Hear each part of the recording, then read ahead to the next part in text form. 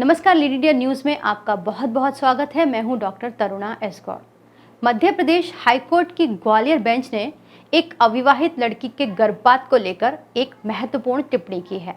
Court ने 19 वर्षीय गर्भवती लड़की के मेडिकल टर्मिनेशन यानी चिकित्सा गर्भपात की अनुमति नहीं दी है। दरअसल मामला प्रेम प्रसंग का था। लड़की 19 साल की थी और लड़के के साथ करीबन 4-5 साल से रिलेशन में थी।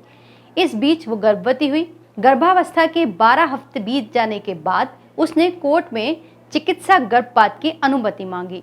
इस मामले में कोर्ट ने सख्त टिप्पणी करते हुए कहा कि 19 साल की लड़की यदि इस तरह के असुरक्षित संबंध बनाती है तो उसके नतीजे वो जानती है। कोर्ट ने माना कि लड़की लड़के के साथ गहरे रिश्ते में थी। जो कुछ भी हुआ वो सहमति से हुआ। लड़की ने रॉकी नाम के युवक पर शादी का झांसा देकर रेप का आरोप लगाते हुए केस किया था और अपने 12 हफ्ते से ऊपर की प्रेगनेंसी के लिए अबॉर्शन की अनुमति मांगी थी। आइए जानते हैं कि क्या कहता है medical termination of pregnancy act 1971 और हाल ही में इसमें कुछ संशोधन हुए हैं, वो भी जान लीजिए। Medical termination of pregnancy act 1971 के अनुसार विशेष परिस्थितियों में 20 से लेकर 24 सप्ताह तक की प्रेगनेंसी को चिकित्सा परामर्श के साथ समाप्त किया जा सकता है।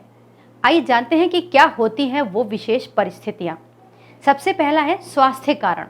ऐसी स्थिति जिसमें गर्भावस्था को जारी रखने में माता के जीवन को खतरा होता हो, उसे मानसिक या शारीरिक पीड़ा पहुंचती हो, तो ऐसी स्थिति में 2 रजिस्टर्ड डॉक्टर के परामर्श और अनुमति के साथ ऐसी प्रेगनेंसी को समाप्त किया जा सकता है, यानी कि अबॉर्शन किया जा सकता है। दूसरी स्थिति है बलात्कार। इसके अलावा इस medical termination of pregnancy act 1971 बलात्कार और अनाचार पीड़ित महिलाओं के लिए भी काम करता है। Medical termination of pregnancy act की उपधारा 2 में जुड़े स्पष्टीकरण 1 में बलात्कार के कारण हुई प्रेगनेंसी को महिला के मानसिक स्वास्थ्य के लिए गंभीर चोट माना जाता है और इसीलिए गर्भपात की अनुमति दी जाती है।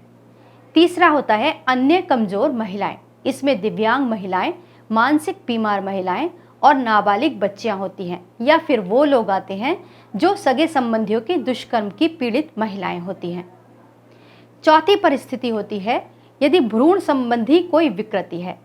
यदि मान लीजिए गर्भ में पल रहे बच्चे में कोई असामान्यता है तो ऐसी स्थिति में 24 हफ्ते के बाद भी गर्भपात की अनुमति दी जाती है, लेकिन इसके लिए राज्य स्तरीय मेडिकल बोर्ड की राय लेना अनिवार्य होगा।